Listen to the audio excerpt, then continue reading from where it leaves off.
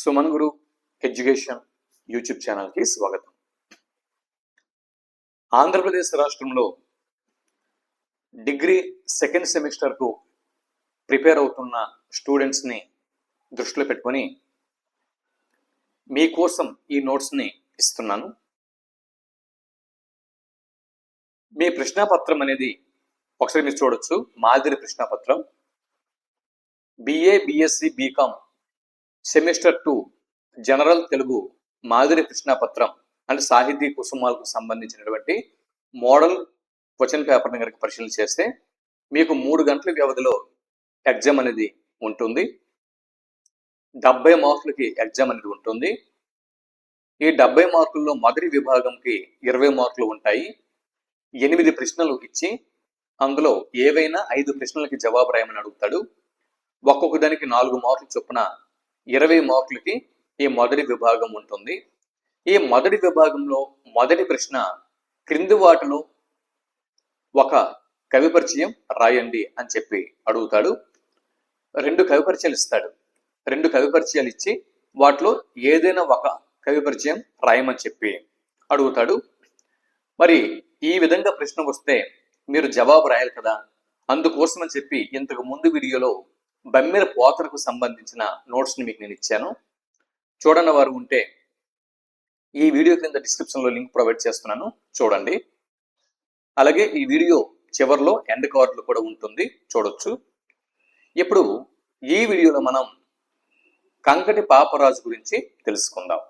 కంకటి పాపరాజు అన్న కవి పరిచయంని నోట్స్గా మీకు నేను ఇస్తున్నాను. ఈవెన్ బమ్మెర పోతన కానీ లేకపోతే కంకటి పాపరాజు కానీ ఈ రెండింటిలో కంపల్సరిగా 99.9% ఒక కవి పరిచయం అనేది మీకు ప్రశ్నపత్రంలో ఉంటుంది. ఈ 2 కవి పరిచయాలు నేర్చుకుంటే మీ పాకెట్లో 4 మార్కులు ఉన్నట్లే. ఇప్పుడు కంకటి పాపరాజు సంబంధించినటువంటి నోట్స్ని ఇప్పుడు మనం చూద్దాం. ఒకవేళ ఎగ్జామినేషన్ పేపర్లో కంకటి పాపరాజు కవి పరిచయం రాయమని చెప్పి అడిగితే ఇప్పుడు నేను ఏ విధంగా అయితే మీకు నేను జవాబిస్తున్నానో ఇలాగే పారాగ్రాఫ్ రూపంలో రాయాల్సి ఉంటుంది. ఇలా రాస్తే మీకు 4కి 4 మార్కులు పడడానికి అవకాశాలు అనేవి ఉంటాయి.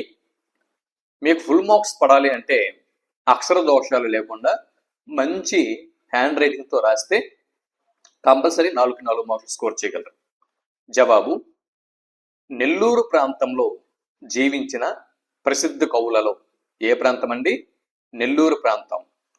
నెల్లూరు ప్రాంతంలో జీవించిన ప్రసిద్ధ కవులలో ఒకడు కంకటి పాపరాజు. ఓకే, నెల్లూరు ప్రాంతంలో జీవించిన ప్రసిద్ధ కవులలో ఒకరు కంకటి పాపరాజు. ఇతడు 1750 నుంచి 1800 క్రీస్తు శకం 1750 నుంచి 1800 ఈ మధ్య కాలంలో ప్రళయ కావేరి పట్టణంలో అమీను పదవిని నిర్వహించారు. ఇక్కడ మీరు గమనించవచ్చు. ఓకే, ప్రళయ కావేరి పట్టణంలో అమీను పదవిని నిర్వర్తించారు. కంకటి పాపరాజు గారు మదన గోపాలస్వామి భక్తుడు. కంకటి పాపరాజు గారు మదన గోపాలస్వామి గారి భక్తుడు. ఎవరి భక్తుడండి? మదన గోపాలస్వామి వారి భక్తుడు. ఇతనికి చతుర్విధ కవిత నిపుణుడు అనేటటువంటి బిరుదు ఉంది. చతుర్విధ కవిత నిపుణుడే కాక గణిత శాస్త్రంలో కూడా పండితుడు. ఈ విషయాలు మొదటి పారాగ్రాఫ్ లో రాస్తారు. మళ్ళీ ఒకసారి చూడండి. నెల్లూరు ప్రాంతంలో జీవించిన ప్రసిద్ధ కవులలో ఒకరు కంకటి పాపరాజు. ఇతడు 1750 నుండి 1800 క్రీస్తు శకం 1750 నుంచి 1800 ఈ సంవత్సరాల మధ్య ప్రళయ కావేరి పట్టణంలో అమీను పదవిని నిర్వర్తించారు. కంకటి పాపరాజు మదన గోపాలస్వామి భక్తుడు. చతుర్విధ కవిత నిపుణుడు అన్న బిరుదుని పొందినటువంటి కంకటి పాపరాజు గణిత శాస్త్రంలో కూడా పండితుడు అని మొదటి పారాగ్రాఫ్ లో రాయాలి.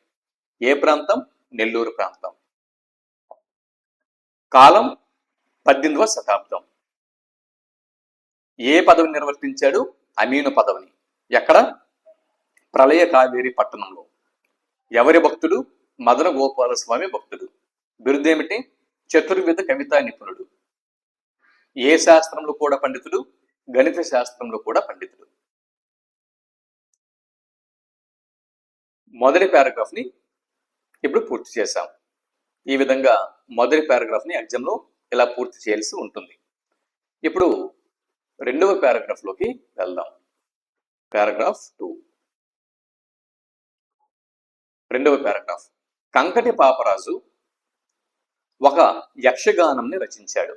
యక్షగాన రచన చేశాడు. దాని పేరు విష్ణుమాయ విలాసం. కంకటి పాపరాజు విష్ణుమాయ విలాసం అనేటటువంటి యక్షగానాన్ని రచించాడు. అంతేకాకుండా ఉత్తర రామాయణం అనేటటువంటి ఒక మహాకావ్య రచనతో ఉత్తమ కవిగా పేరు తెచ్చుకున్నారు. ఇక్కడ ఆయన యొక్క రచనల గురించి రెండవ పారాగ్రాఫ్ లో మాట్లాడుతున్నాం. కంకటి పాపరాజు ఒక యక్షగాన గ్రంథం రచించాడు. అదే విష్ణుమాయ విలాసం. కంకటి పాపరాజు విష్ణుమాయ విలాసం అనే యక్షగానాన్ని రచించాడు. ఉత్తర రామాయణం అనే మహాకావ్యంని రచించాడు. ఈ మహాకావ్య రచనతో, ఉత్తర రామాయణం అనే మహాకావ్య రచనతో ఉత్తమ కవిగా పేరు తెచ్చుకున్నారు. ఈ రెండు గ్రంథాలని కూడా ఎవరికి అంకితం చేశాడండి? ఇంతకు ముందు మనం చెప్పుకున్నాం కదా, తన ఇష్ట దైవమైనటువంటి మదన గోపాల స్వామి వారికి ఈ రెండు గ్రంథాలని అంకితం చేశారు. ఇది రెండవ పారాగ్రాఫ్. రెండవ పారాగ్రాఫ్ లో ఆయన రచనల గురించి మాట్లాడాం. ఆయన విష్ణుమాయ విలాసం అన్నటువంటి యక్షగానాన్ని రచించాడు. అలాగే ఉత్తర రామచరితం అన్నటువంటి మహాకావ్యాన్ని రచించాడు. ఈ రెండు గ్రంథాలని తన ఇష్టదైవమైనటువంటి మదన గోపాల స్వామి వారికి అంకితం చేశాడు అని రెండవ పారాగ్రాఫ్ ని మనం రాయాల్సి ఉంటుంది. రెండు పారాగ్రాఫ్లు అయ్యాయి. ఇప్పుడు మనం మూడో పారాగ్రాఫ్ లోకి వెళ్దాం. మూడవ పారాగ్రాఫ్ ఇక్కడ గనక పరిశీలన చేస్తే,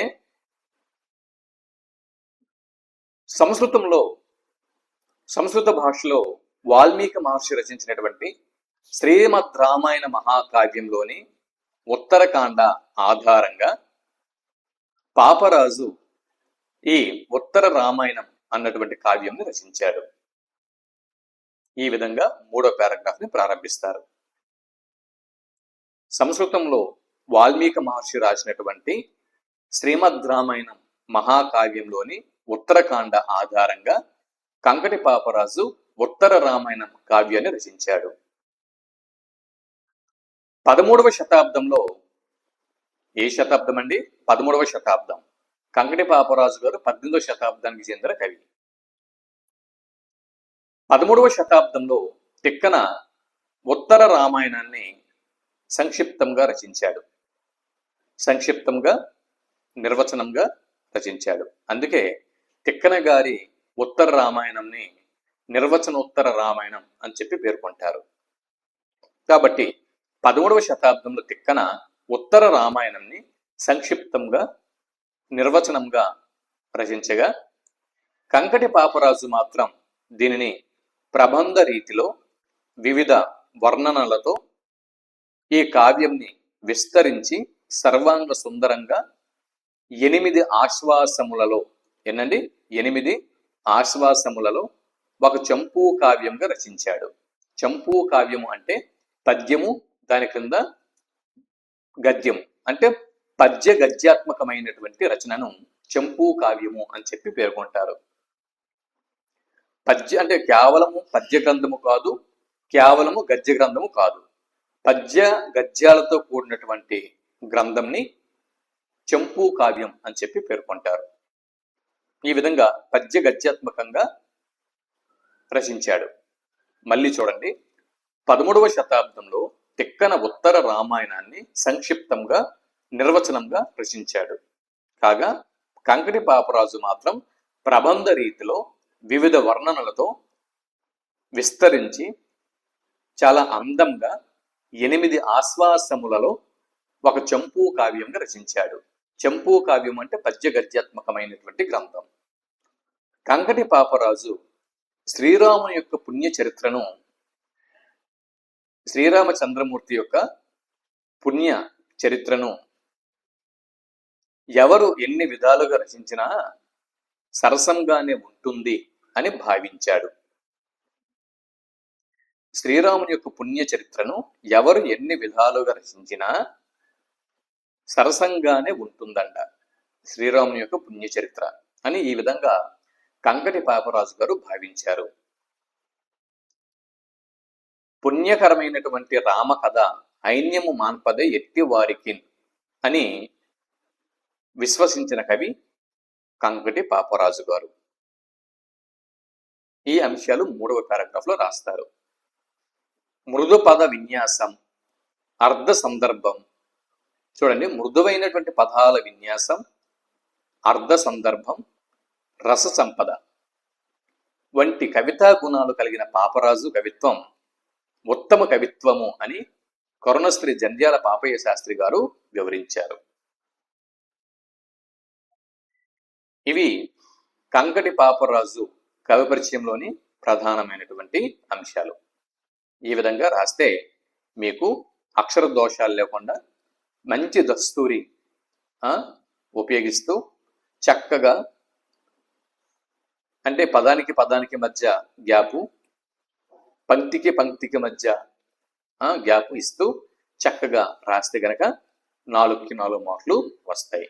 ఈ విధంగా ఇప్పుడు మీకు ఇక్కడ చూడండి, మొదటి ప్రశ్న కవి పరిచయం రాయండి. క్రింది వాటిలో ఒక కవి పరిచయం రాయండి. 2 ఇచ్చి ఒకదానికి కవి పరిచయం రాయమంటారు కదా, అందులో 2 కవి పరిచయాలు మీకు చెప్పాను. బమ్మెర పోతన గురించి, కంకటి పాపరాజు గురించి. బమ్మెర పోతన గారిది మొదటి పాఠం గజేంద్ర మోక్షం. మీకు 2వ సెమిస్టర్లో మొదటి పాఠం ఏదండి? గజేంద్ర మోక్షం. గజేంద్ర మోక్షం పాఠ్యభాగ కవి బమ్మెర పోతన. 2వ పాఠం సీతా సాంత్వనం.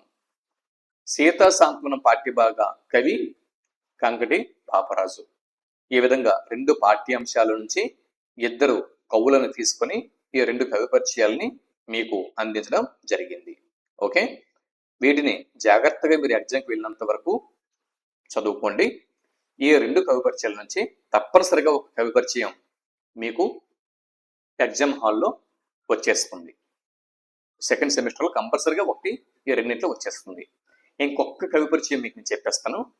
చెప్పేసిన తర్వాత 2వ ప్రశ్నలోకి మనం వెళ్ళిపోదాం.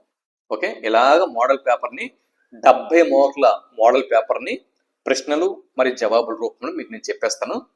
నోట్స్ అనేది ఇస్తాను. ఈ నోట్స్ మీరు ఫాలో అవ్వండి. మంచి స్కోరింగ్ మీకు ఎగ్జామ్లలో వస్తుంది. ఓకేనా?